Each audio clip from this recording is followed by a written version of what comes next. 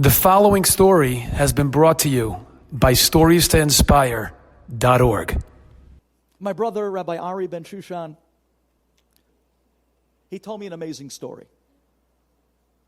Rabbi Ari told me that one of his guys came back from Israel, and he was a Lubavitcher Chassid. And in Israel, he got inspired, and he became something very special. And he came back to America, and he went back to Lubavitch, and he went out, and he started reaching out to Jews all over the United States. They were out west by this huge county fair. And the Lubavitch are known that they set up their tables.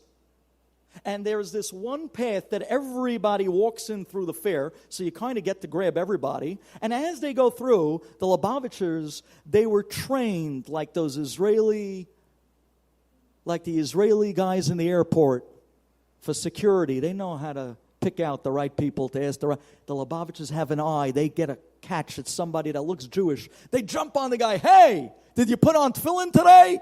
They grab him, pull him over to the table, put on tefillin, say with him Shema, hand him a siddur, get his number, invite him for a Shabbat. I mean, they have it down pat. And this is what he was doing. He tells my brother Ari one year, right across from him on the other side of the path of the fair, the atheists in town, the United Brotherhood of Atheists. I didn't even know atheists had brotherhoods, but I thought, okay, whatever. The United Brotherhood of Atheists, they decided they're not going to let the religious pick up on the people of town. They set up a table right across the Lubavitcher table. And now, every person that walked into the fair was tug-of-war. The Lubavitchers, he looked Jewish, he's pulling him this way. The atheist was pulling him that way. And they were literally jumping on people. Finally, the Lubavitchers saw that the atheists were really, so to speak, stealing away a lot of Jews, a lot of neshamot. So this Lubavitcher Chassid, Ari's Talmud, he had enough. He walks to the other side, and he walks up to the atheist table. And he looks at the Chinese lady in the eye. And she says, listen, he says to her, you and your Indian boyfriend, you're not the heads of this table. There has to be somebody else behind this. Where is he?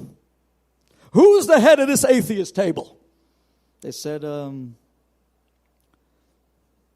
he's right behind us. He's in the trailer right behind us. Oh, yeah? Get him out. Tell him the rabbi wants to talk to him right now. Tall guy walks out of the trailer. Good-looking guy. Walks up to this Lubavitcher Hasid. And he says to him, yes, Rabbi, can I help you? He says, yeah, I knew it. Behind every atheist table, there's a Jew. What's your name? It's a pleasure to meet you, Rabbi. My name is Seth Miller. Hi, Seth. Or maybe I should call you Shemuel. Hi, Seth. And they started to debate. They started with the topics of religion and Hashem and Chesed and Klal Yisrael and the chosen people. And this debate was something powerful, and people started to crowd around the rabbi and the head atheist, and they were going back and forth like a tennis match, back and forth, and one rebuttal after the next question, after the next proof, and they were getting into it, and really they were kicking up a storm, and people were surrounding them, and you know how boring these fairs really are. So finally a little entertainment. I'm like, this was WWF, this was like wrestling, this was wow, this was exciting, sparks were firing as these two titans were doing war together. And then finally, the Lubavitcher Hasid looks at Seth Miller, the atheist, in the eye, and he says, enough! I'm going to put an end to this right now. He turns to his friend and says, bring me a pair of tefillin.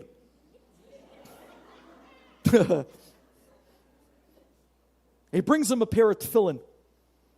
The Lubavitcher rabbi takes the tefillin. He looks at Seth Miller in the eye, the atheist, and he puts the tefillin down on the atheist table. And in front of the whole crowd that's cheering, ooh, ooh, ooh. The rabbi puts the tefillin down on the atheist table. He looks Seth in the eye and he says, Okay, Mr. Atheist. Pick up the tefillin and throw it down on the floor. Throw it down on the floor. Go ahead. It means nothing to you. You have nothing to worry about. Last 25 minutes, you were debating me back and forth. There's no God, there's no guilt, there's no world. No problems. To you, these are two little boxes with straps and strings. They're nothing. Throw it down on the floor. Take the tefillin that your father put on you when you were 13 years old and throw it down on the floor. I want to see it. Go ahead. Just do it. And if you can do that, you win. Seth Miller picks up the tefillin. And he looks at the Shel Rosh and Shel Yad. And he puts it back down on the table. He doesn't say a word. He turns around and he walks back into the trailer. Ladies, do you think that's the end of the story? 2 nights later, the Lubavitcher rabbi gets a phone call. Rabbi, Seth Miller. It wasn't easy getting your number, Rabbi. And it was even harder getting through. But I got you. Rabbi, I don't know what you did to me that day. When I picked up those tefillin, I just couldn't do it. You got me thinking I didn't sleep the last 2 nights. Rabbi, listen to me. I want to come over and talk to you. And the next day he did. And let's just say that the great fair out west, they still have the Lubavitcher table and they still have the atheist table. But Seth Miller is back on our side. But we just demonstrated, thanks to Seth Miller, that if you feel it and you feel the urgency and you reach out, you'll get him. You just have to really want it.